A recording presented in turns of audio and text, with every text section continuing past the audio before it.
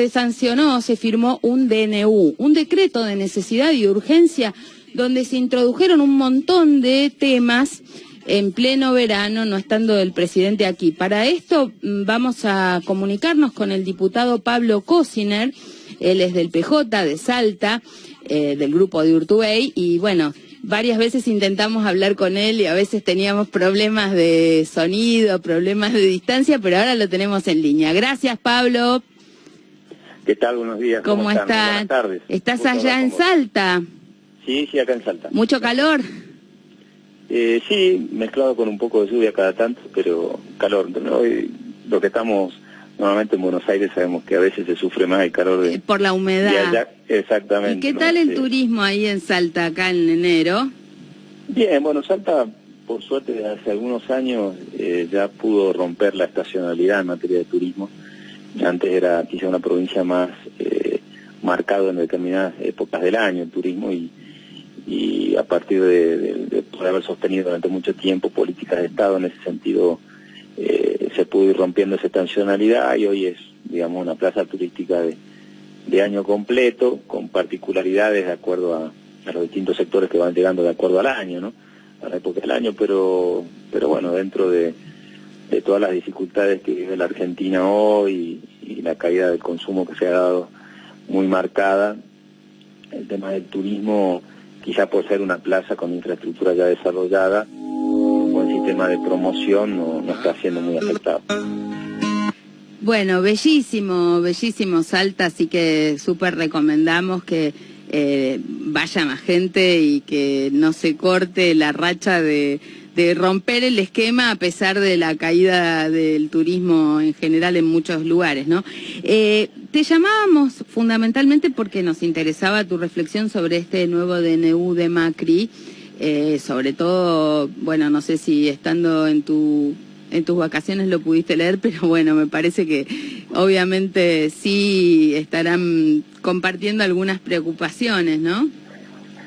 Sí, es un decreto que, a ver, primero preocupa porque no es un decreto referido a un tema específico que una situación de emergencia amerite utilizar por ahí este instrumento, ¿no?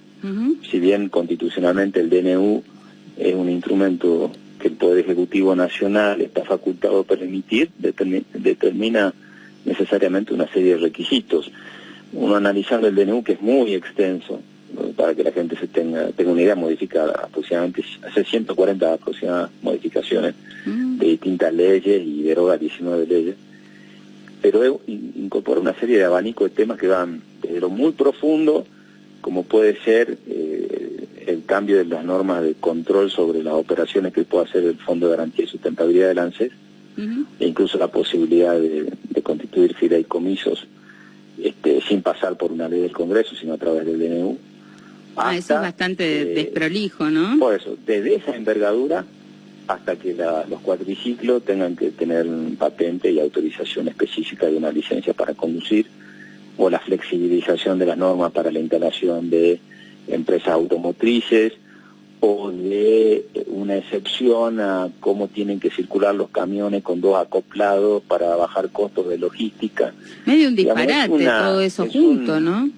Sí, es una mezcolanza de temas que realmente creo que ameritan una discusión mucho más profunda en el Congreso. Hay temas que seguramente estarán de acuerdo todos, pueden ser decisiones buenas, y temas que necesitan discusión mucho más profunda, porque el fundamento del decreto es lograr la agilización, teóricamente entre comillas, de algunas pautas del Estado, evitar burocracia y demás. Bueno, pero eso puede discutirse tranquilamente en un periodo de sesiones ordinarias, a través del proyecto de ley, porque el Congreso viene funcionando normalmente. Si vos estuviste sesionando hasta fin de diciembre en extraordinaria y convocaste, o se estaba especulando en una convocatoria extraordinaria en febrero, ¿por qué no presentar los proyectos de ley y lo discutimos en el Congreso, no un DNU de semejante envergadura? Así que estamos hablando con Pablo Cosiner, diputado de Salta, sobre el tema del DNU de Macri. Te hago una pregunta, y de los temas que incorporan en este DNU, ¿realmente hay alguno que te parezca de relevancia, de urgencia como para verdaderamente haber mandado el DNU? No. Ninguno, ¿no? ¿No te pareció de lo que yo vi? Sí, no hay ninguno que justifique. Claro, que esté sustentado en una situación de emergencia, que vos decís, bueno, esto no puede esperar 45 días más a que empiece a sesionar el periodo ordinario del Congreso. Ahora sí creo que hay temas muy complejos que requieren una discusión muy profunda, que están en el DNU. Y bueno, eso es lo que por ahí preocupa, porque se haya utilizado este instrumento. Por un lado, estamos todos a favor de la modernización y de la agilización de un montón de cosas dentro de las burocracias del Estado que no se compadecen con la realidad, pero también nos interesa, sobre todo habiendo tantos nichos de corrupción y tantas leyes cuestionables que todavía están vigentes, como obra pública, compras y contrataciones del Estado que merecerían ser reformadas. Estaría bueno también que por agilizar no se pierdan algunos controles, ¿no? Particularmente ahí se hizo bastante eje en los medios que sacaban un control que tiene que ver con la aftosa, que era un control que está histórico de SENASA. O sea, bueno, hay cosas que podrían realmente dar a un debate con más profundidad. Sí, además, mira, leyendo un poco los fundamentos del DNU y también los que han planteado algunos funcionarios para respaldarlo, un discurso que se utiliza para sostenerlo es la necesidad de avanzar en una serie de reformas que garanticen inversiones en la Argentina. Y yo creo que lo primero que hay que empezar a sincerar es por qué no llegan las inversiones en la Argentina, porque si vos haces un poco de memoria, desde que comenzó la gestión, bueno, primero era la necesidad que la Argentina se tenga que reinsertar. No, primero era el famoso segundo semestre.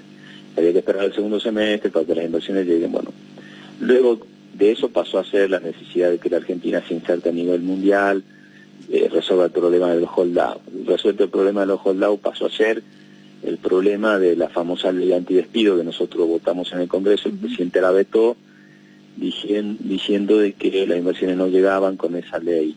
Luego se pasó a que la Argentina necesitaba sincerar su cuadro tarifario, se hizo eso por parte del gobierno, tampoco las inversiones, siempre se fue corriendo un poco el discurso. Luego fue que ahora que la Argentina necesita un proceso de reforma laboral o que necesita estas cuestiones de agilización, y yo creo que claramente la discusión es por qué no llegan las inversiones en la Argentina, porque claramente hay un sistema, y este problema fue sincerado por la conferencia de prensa a fin de año cuando cambian las metas inflacionarias para el año que viene, y la necesidad de decir, bueno, o la Argentina sale de la política monetaria y entra a un proceso de desarrollo productivo, o las inversiones realmente nunca van a venir al país. Entonces, este DNU busca enmarcarse dentro de ese mismo fundamento que ha ido fracasando, digamos, que ha ido pasando todos estos pretextos justificativos que no se dieron, y ahora las inversiones van a venir si sale este DNU. Bueno, yo creo que esa es la discusión que hay que dar en Argentina, es decir, hay un modelo económico que claramente no puede romper con las dificultades para generar el crecimiento en nuestro país, y que los sectores que crecen son los financieros, no los del desarrollo de la producción. Te doy un ejemplo, para no extenderme más. Uno de los temas del DNU es establecer una excepción para el sistema de transporte de camiones, para quien pueda venir con 2 acoplados en determinadas zonas de la Argentina para disminuir costos logísticos. Lo que nosotros necesitamos es trenes. Coincidimos. Yo creo que ahí es donde está la discusión, es decir, con mucho respeto por la zona central de la Argentina, pero todo el proceso de desarrollo del Belgrano Cargas que plantea este gobierno comienza en el centro del país hacia el norte, y el proceso debía haber sido al revés. Entonces el norte sigue postergando las obras de infraestructura del Belgrano Cargas, y es lo que hoy no nos da competitividad como región. Entonces, este DNU y este pequeño ejemplo que yo te planteo es al sentido ese, es decir, hay cosas mucho más profundas que debe discutir la Argentina. Me interesa que, sobre todo, bueno, los medios de comunicación, los diarios hoy tratan de mostrar como las divisiones dentro del peronismo, cómo hay reacomodamientos, como si el peronismo va dividido, el PRO y Cambiemos van a seguir liderando el oficialismo, la mayoría.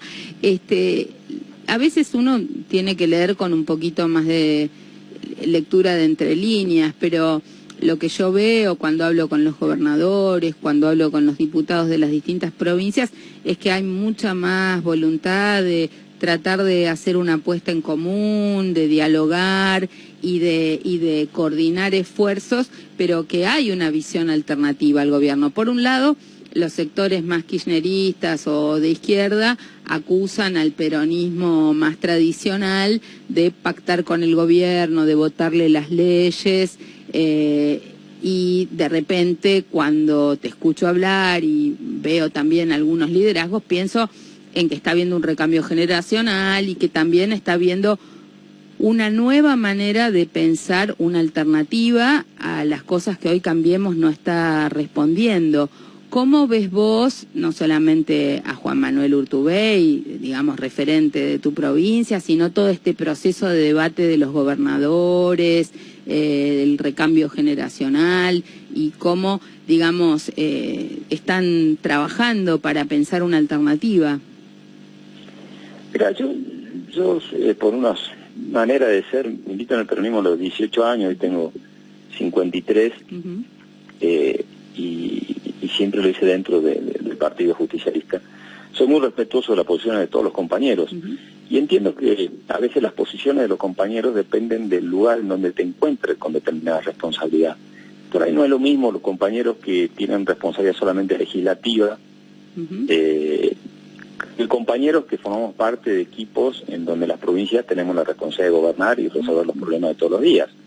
O sea, hay muchos compañeros que somos legisladores, diputados, senadores, somos parte del equipo de los gobernadores. Cuando volvemos a nuestras provincias tenemos que rendir cuentas de los resultados, de las cosas que obtenemos para que las provincias resuelvan sus problemas del día a día y de los problemas de la agenda política y social de las provincias. Entonces a veces eso te coloca en situaciones distintas, lo que no quiere decir que uno sea enemigo del otro. Yo no entiendo la política en esa dinámica. Lo que sí creo que el peronismo está en una disyuntiva que tiene que decidir cuál es el camino que toma. Creo que nos vamos a volver a equivocar si creemos que el peronismo tiene que buscar la salida a partir de una discusión de poder entre los dirigentes del peronismo, o de los nombres y apellidos. Creo que el peronismo tiene que buscar la salida en referenciar compañeros o alternativas en función de la agenda de los problemas reales de la Argentina. Entonces, decir que cada uno se dedique desde su responsabilidad a gobernar, a plantear alternativas, a discutir, algunos con una visión, otros compartida, otros un poco más distinta, pero si cada uno de nosotros nos dedicamos a hacer lo que tenemos que hacer desde cada uno de los lugares, y después le damos a la sociedad, no a los dirigentes, a la sociedad la posibilidad de que elija cuál es la mejor referencia al peronismo hacia el 2019, yo creo que vamos a estar muy cerca de que el peronismo vuelva a construir una opción mayoritaria. Donde yo no coincido es que el peronismo tenga que construir la oposición en la Argentina. Esa es una visión, a mi criterio, muy conservadora. Creo que el peronismo debe hacer los esfuerzos para volver a construir una opción que aglutine a la mayoría de los sectores de la sociedad. Eso implica... Me interesa esto. ¿Cuáles serían, según vos o según tu espacio, los ejes, las banderas, las cuestiones principales que nos vuelven a colocar en esa posición de liderazgo y que de alguna manera nos diferencian del actual gobierno? Y yo creo que claramente el peronismo debe referenciar que es capaz de llevar adelante un proyecto de desarrollo productivo, industrial, y de igualdad social, que este gobierno no lo puede encarar. Nosotros tenemos que volver a convencer a la mayoría de la sociedad argentina que nuestra prioridad es resolver los problemas de la gente y no trasladarle a la gente las tensiones de la política. ¿En qué es, digamos, esto que decís es, digamos, en general lo que el peronismo ha planteado a lo largo de distintos periodos históricos, y tampoco es muy diferente a lo que se planteó en el último gobierno de Néstor o de Cristina Fernández de Kirchner? ¿Qué pretenderían cambiar de lo que se dijo o se hizo del último gobierno peronista, digamos? Mira, nosotros de la última etapa de la gestión de la expresidenta de Cristina, nos ha quedado saldos pendientes que los que vivimos quizá en las zonas más postergadas de la Argentina. Si bien hemos visto fortalecido un rol del Estado, no se han roto las barreras de desigualdades de desarrollo, ¿no? Entonces seguimos, no hemos podido cerrar esta brecha de igualdad de oportunidades al desarrollo económico que genera el trabajo genuino. Nosotros hemos visto un crecimiento en el rol del Estado desde el punto de vista de la inclusión social, a través de determinados planes de cobertura. Ese brazo del Estado que se extendió a contener a los sectores. ¿Me estás escuchando? ¿Se cortó? Ahora vamos a volver a llamarlo. Ahí lo retomamos. Nos habíamos quedado en la parte más jugosa de la conversación. Entonces me decías, por un lado, que no llegó el desarrollo a algunas provincias del interior, pero yo te diría lo siguiente, también en las grandes urbes, en el conurbano o en la ciudad de Buenos Aires, hay nichos de gran desigualdad que también el estilo de concentración urbana los agobia, que los países más desarrollados del mundo son países donde no hay una estructura concentrada centralista, sino que en realidad en general tienen todos varias ciudades y desconcentran el poder, digamos, no son ciudades inhumanas que condenan a la desigualdad. En realidad se desarrollan distintos lugares con distintos perfiles para que haya mayor bienestar a lo largo y ancho de un país, ¿no? Sí, pero me decías del norte, me decías del norte. Digo, en general, ojo, te digo el NOA, el NEA, seguramente algunos sectores de Cuyo también. Sí.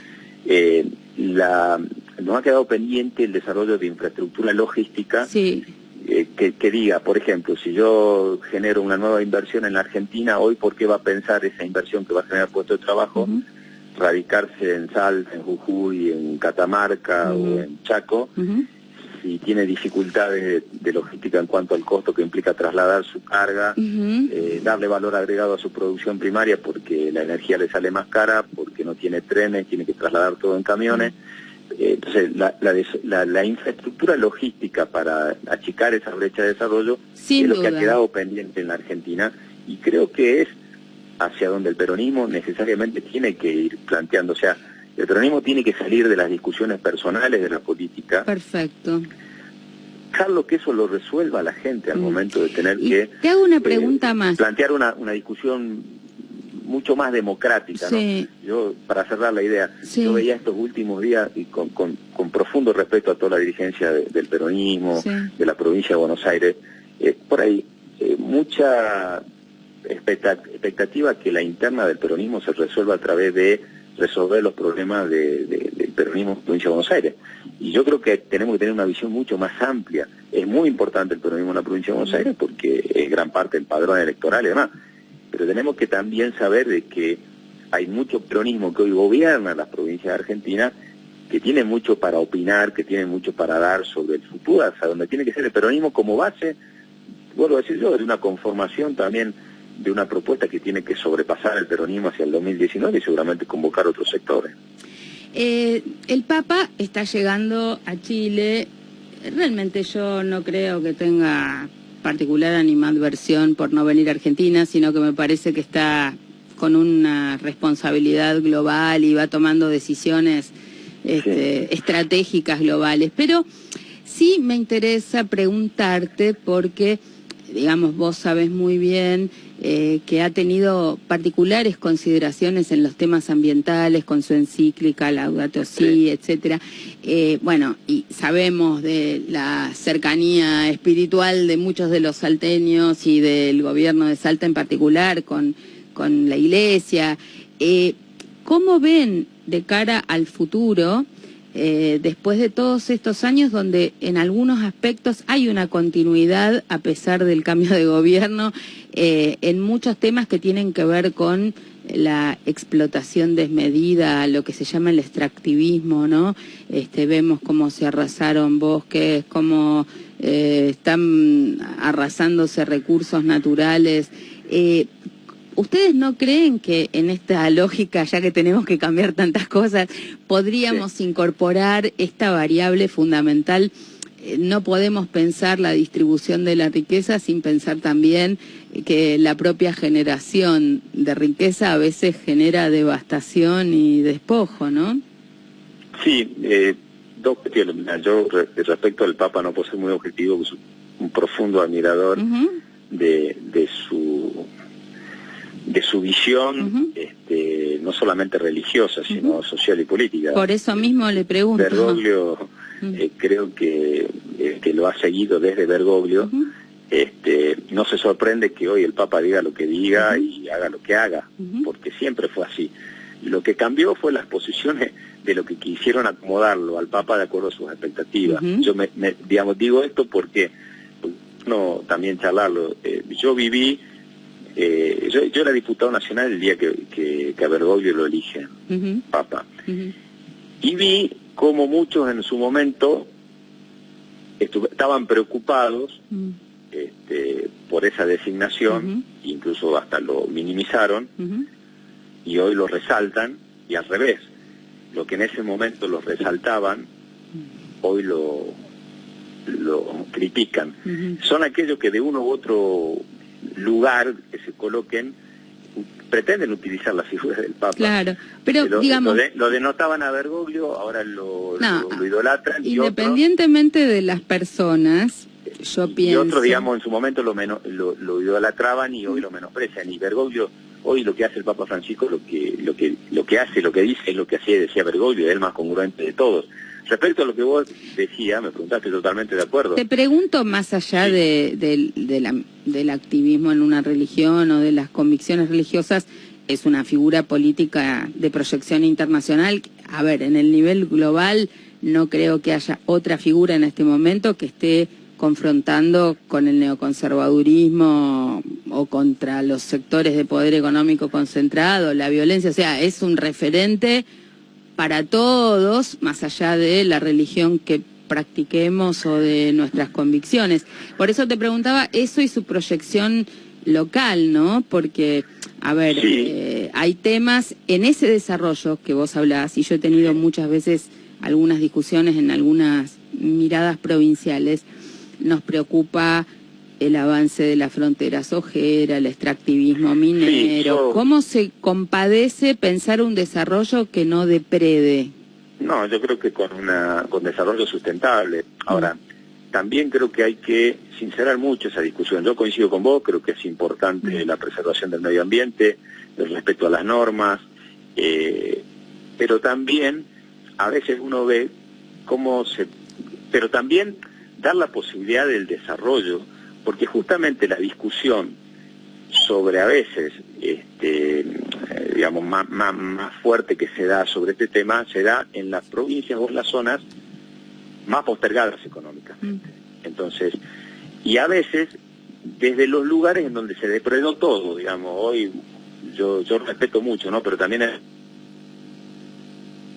esta cuestión de Buenos Aires, donde ya se depredó todo y no queda nada más, que hay una pampa húmeda que en su momento no fue tan pampa, digamos, la depredaron completamente, y ahora desde ese lugar de comodidad, donde está el Producto Bruto más alto del país, se plantea que no hay que tocar nada en los lugares. No, te digo que los de la provincia de Buenos Aires siguen depredando, o sea, son contaminadores contumaces, no te vayas a creer, porque están haciendo desastres en el materia ambiental. Yo coincido con vos, es más, verdad, como vos decís, el Papa de una de sus encíclicas plantea claramente la relación del desarrollo económico con la preservación del medio ambiente, y plantea justamente la necesidad de este equilibrio. Yo creo que eso se resuelve justamente con un desarrollo sustentable, es decir, hay provincias que necesitan incorporar a su desarrollo económico el desarrollo de más zonas productivas, y ahora eso tiene que ser a partir claramente de un equilibrio. Lo que yo no estoy de acuerdo es plantear la inmovilización de determinada zona, porque es lo más funcional también al que no haya crecimiento.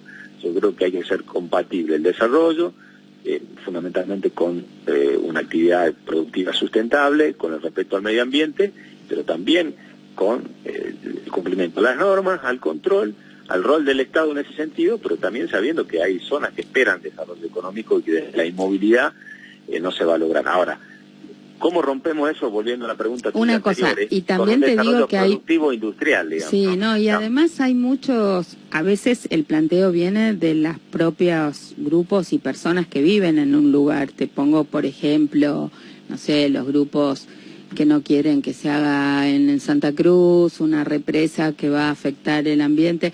También a veces hay lugares hiperturísticos que van a ser puestos en riesgo por emprendimientos, digamos, desmedidos o, digamos, eso en el sur está bastante claro también, ¿no? Entonces, te pregunto, me parece fundamental lo que decías de la infraestructura y de la movilidad y del transporte, pero también el desarrollo de fuentes energéticas locales. Estamos pagando mucho la energía cara, importando a precio dólar. En energía hay que dar una vuelta de tuerca importante para tener energías sustentables. Eso tampoco se hizo demasiado, ¿no? En el gobierno anterior no se hizo, y lo que hace son negocios, no están tomándolo totalmente con seriedad el tema, ¿no? Ahí los mejores ejemplos fueron Chubut, San Juan, o sea que son nuestros propios gobernadores los que de alguna manera impulsaron bastante algunos cambios, pero eso hay que hacerlo en todos lados.